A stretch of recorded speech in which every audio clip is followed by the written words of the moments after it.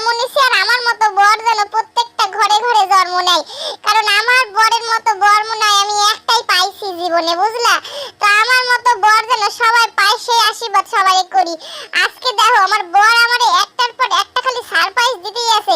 এর আগের দিন তোমারে দেখাইছিলাম আমারে না বলে নিয়ে চলে গেছে রেজিস্ট্রি অফিসে রেজিস্ট্রি করার জন্য, আর তারপর দিছে কি বার্থডে সারপ্রাইজ। বার্থডে সারপ্রাইজ কত সুন্দর করে সাজাইছে, কত কি করছে আমার জন্য বার্থডেতে। আর তারপরে আজকে আবার নিয়ে চলে আইছে, মানে জন্মদিনের পরের দিন আবার নিয়ে চলে আইছে আমার বর। আমার বর বলে চলো তোমাকে আরেকটা সারপ্রাইজ দিব। তার কারণ হচ্ছে কি, তার কারণ হচ্ছে আমার বর বলেছে যে সামনেই তো আর হাতে গোনা কয়েকটা দিন, চলো তোমাকে কয়েকটা সারপ্রাইজ দিয়ে আসি। তারপরে বলো কি কি সারপ্রাইজ দিবা? আমি তো সারপ্রাইজ তো তুমি দিছো, বার্থডেতে চলে গেছে। বলছি বার্থডেতে চলে গেলে হবে না, আর কয়েকটা দিন পর আমাদের অ্যানিভার্সারি, তোমাকে তো সারপ্রাইজ দিতেই হবে। সেই জন্য দেখো আমরা নিয়ে চলে গেছে বাজারে। আমি তো সাজুগুজু করে খুশি হয়ে চলে গেছি।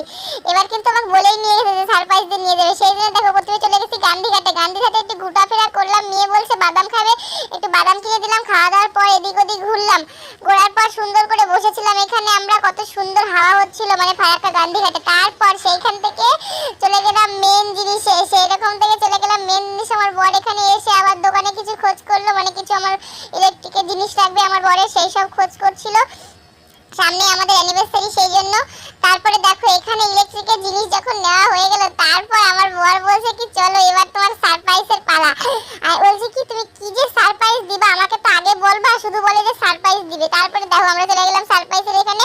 তো যেতে যেতে আমার বর বললো যা কপাল খারাপ, দোকানটা বন্ধ। তো একটা দোকান বন্ধ ছিল, আমার বর সেই দিক থেকে আবার গাড়ি ঘুরিয়ে নিল, গাড়ি ঘুরিয়ে নিয়ে আরেকটা দোকানে গেল। আরেকটা দোকানের সামনে যখন যাচ্ছে আমি তো বুঝতে পেরেছি, দোকানের সামনের দোকানটা দেখেই বুঝতে পেরেছি আমাকে কি সারপ্রাইজ দিবে। চলো তোমাদেরকে দেখাচ্ছি কি সারপ্রাইজ। দেখো দেখো দেখো, বুঝতে পারছো কি সারপ্রাইজ দিবে অ্যানিভার্সারির জন্য। দেখো আমার বর চলে আসছে দোকানে। দেখো দোকানে এসে আমাকে বলছে তোমার যেটা পছন্দ তুমি সেইটা নাও।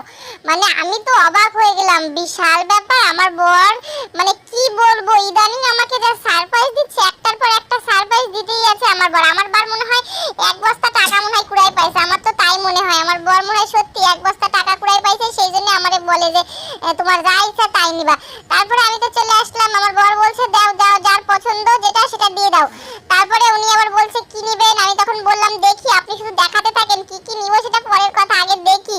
তো প্রথমে দোকানদারকে বললাম যে দেখাও ভালো ভালো, মানে সবসময় পরে থাকার জন্য কিছু কানের আছে, কানের যেটা কানের আছে তবু বললো যখন নিতে তখন তো দিতে হবে। যখন বর বলবে না যে কিছু নিবা নাকি, তখন কিন্তু কেউ না করবা না, ঠিক আছে?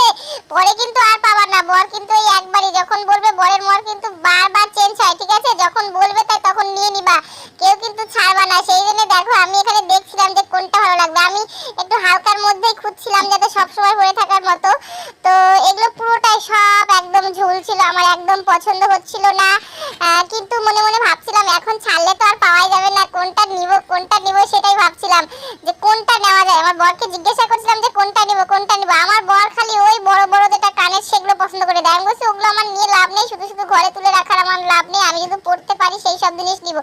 তারপরে দেখো একটা পছন্দ হয়নি, আরেকটা বাক্স বার করে দিয়েছে। আরেকটা বাক্স বার করে দিয়ে বলছে এই দেখো এটার মধ্যে পছন্দ হচ্ছে নাকি। এইটার মধ্যেও সেম পুরো একদম সব ঝুলমুল, আমার একটু হালকার মধ্যে পছন্দ আর সবসময় পরে থাকার মতো। তো আমার বরকে বলছি কোনটা পছন্দ কোনটা পছন্দ, ও বলছে তোমার যেটা পছন্দ তুমি সেটাই নাও। তারপরে আমি বললাম ভাই আমার কিছুই পছন্দ হচ্ছে না, আমার যেটা হাত দিলাম না ওইটা আমার বরের পছন্দ হয়েছে বড়। তারপর আমি বলছি এই আমি নিব না, তুমি এটা বার করো, কানের তুমি বাদ দাও, এবার আমাকে আংটি দেখাও, আমার কানের পছন্দ হচ্ছে না। তারপর আমি আংটি দেখলাম, আংটি দেখে দেখে কোনটা ভাবলো কোনটা নিব কোনটা নিব। আংটিও সবসময় পরার মতো আমার পছন্দ, ওই যত বড় বড় আংটি ওইসব পছন্দ না। ওইসব সবাই একটু বিয়ে বাড়ি টিয়ে বাড়ি যায়, কোথাও ঘুরতে যায় তখন হয়তো পরে, কিন্তু আমার পছন্দ সবসময় যেটা আমি পরে থাকতে পারবো, এইটা আমার খুব পছন্দ হয়েছে, খুবই পছন্দ হয়েছে। দেখো তো বন্ধুরা এটা তোমাদের কেমন লাগতেছে। এইটা আমার খুব পছন্দ হয়েছে, মানে এটা সবসময় পরে থাকার মতো, আর আমার হাতে সেটও করে গেছে। আর ওইটা আমার বর বলছে মাঝখানে